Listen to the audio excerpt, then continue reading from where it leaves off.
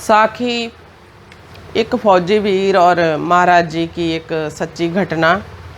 सत्संग जी, राधा स्वामी जी, गुरु प्यारी साध संगत जी, आज की ये रूहानी साखी हमारे एक फौजी वीर की है जिसको सतगुरु ने मरते मरते कैसे बचाया। आओ आज दिए रूहानी साखी की ओर चलते हैं। एक सिपाही ने अपना दुख बयान किया है कि मेरे नाल ये हालत हुई। पाठी भजन सिंह, हजूर मैं सुना देता हूँ। महाराज जी, अच्छा। पाठी भजन सिंह, कांगड़ा सत्संग में खड़े होकर एक सिपाही ने कहा, हजूर मेरी एक छोटी सी अर्ज है। तो महाराज ने कहा कि सत्संग ख़त्म हो जाए फिर मैं सुन लूँगा, अभी बैठ जाओ। जब भी सत्संग ख़त्म हो गया तो वह अपनी जगह पर खड़ा होकर अर्ज करने लगा, मगर महाराज जी ने कहा कि आगे आ जाओ। जब वह आगे चला गया तो महाराज जी कहने लगे कि सुना भाई। वह कहता है कि हजूर, जब मैं इटली के फ्रंट पर था तो हमारे 62 आदमी की सेक्शन थी। हमारे सामने एक बम आकर गिरा, उसके फटने से बहुत सारे आदमी मारे गए। मैं भी ना बच सका। मेरी दाहिनी टांग उड़ गई, दाहिनी बाह, दाहिनी बहाल मगर मतलब के सारा दाहिना हिस्सा जख्मी हो गया और मैं बेहोश होकर गिर पड़ा। उस बेहोशी के आलम जनी हालत में क्या देखता हूँ, हजूर महाराज जी मोटर कार लेकर आ गए और मुझे उठाकर गाड़ी में रखा और मिलिट्री के अस्पताल में ले गए। मैंने देखा हजूर खुद कार ड्राइव कर रहे थे। जब होश आया तो मैंने बहुत तफ्तीश की कि मुझे कौन ड्राइवर कौन सी गाड़ी में लेकर अस्पताल आया है, पर कोई भी नहीं माना कि मैं लेकर आया हूँ। और इससे मेरा ख्याल और पुख्ता हो गया कि ये सारी दया हजूर महाराज जी ने ही की है। मैं उस अस्पताल में 1.5 महीना एक ही तरफ लेटा रहा।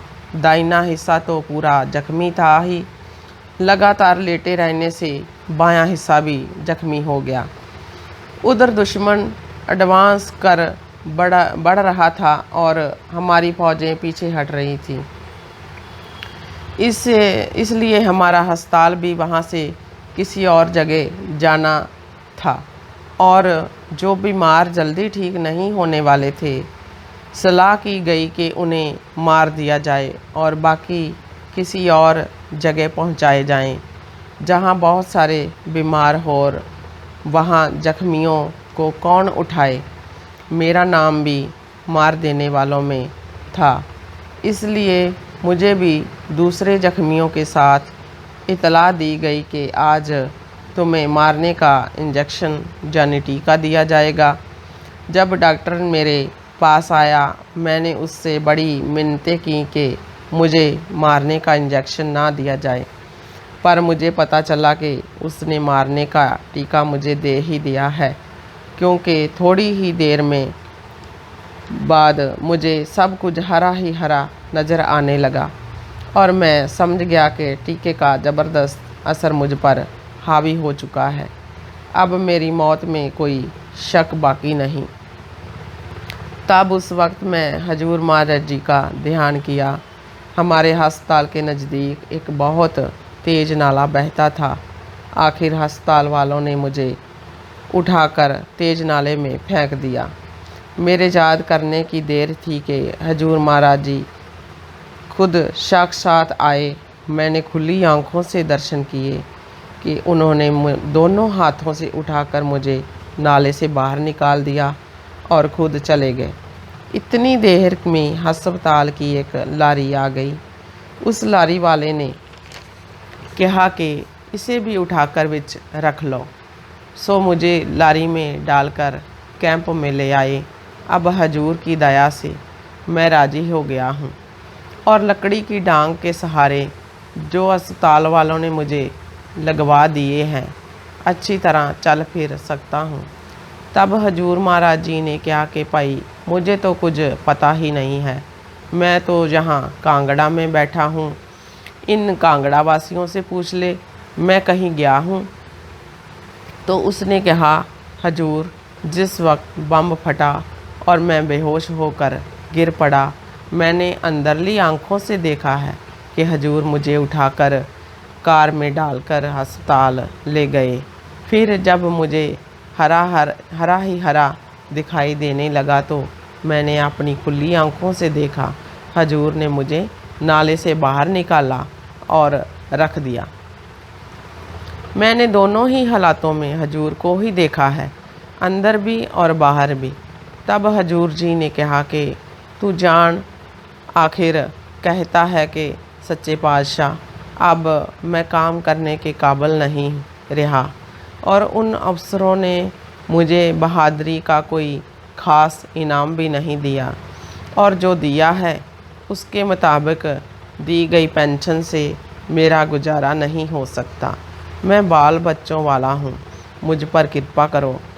तब हजूर महाराज जी ने कहा कि तू फिक्र ना कर, जिस मालिक ने तेरी अंदर और बाहर संभाल की थी है, क्या वह आगे संभाल नहीं करेगा? तुझे यकीन तो हो ही गया है कि मालिक संभाल करता है, चिंता मत कर, वह अब भी तेरी मदद करेंगे।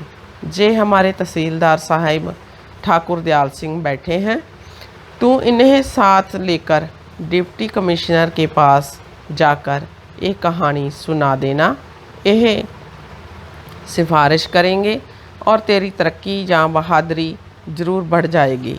जब सत्संग से उठकर हजूर महाराज जी अंदर जिस जगह पर ठहरे हुए थे गए तो उसने फिर जाकर चरणों में माथा टेका।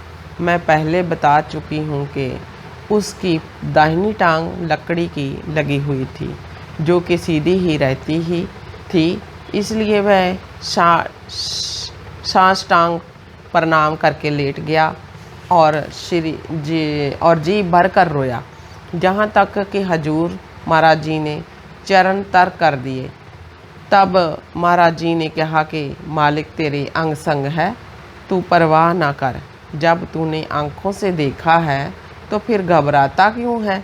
महाराज जी सो मतलब तो ये है कि जो राज भेद आदमी के अंदर है, हम बाहर से दुनिया को तो बहला देते हैं, लेकिन अंदर जाकर अपनी आत्मा को नाम के साथ नहीं जोड़ते।